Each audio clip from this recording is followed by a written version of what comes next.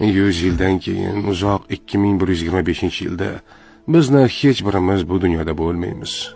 Bizni bilgan va sevgan insonlar ham biz bilan birga ketgan bo'ladi.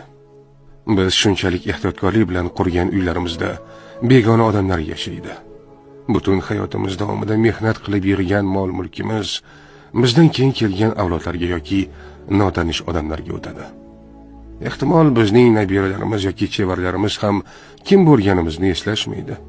Axir kim o'zining katta bobosining yuzi yoki ismini eslay oladi?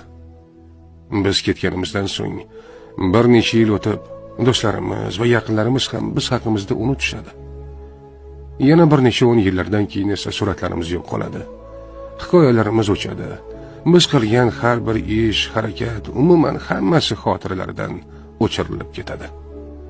Va oxir-oqibat bizni bilgan eng so'nggi inson ham bu dunyoni tark etganda biz hech qanday iz qoldirmagan bo'lamiz.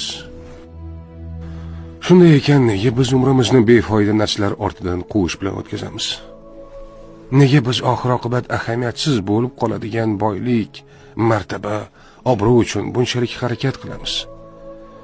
Aslida haqiqatan ham muhim bo'lgan narsa bu yaqinlarimiz bilan birga o'tkazgan samimiy damlar, birgalikdagi sayrlar, iliq quchoqlar, sevimli insonlarimizga aytgan yaxshi gaplarimiz, qilgan amallarimiz va savob ishlarimiz. Chunki biz bu dunyoni tark etganimizdan keyin ham ular bizga hamroh bo'ladi. Mol-mulk bizni tark etadi, lekin qilgan yaxshiliklarimiz abadiy qoladi.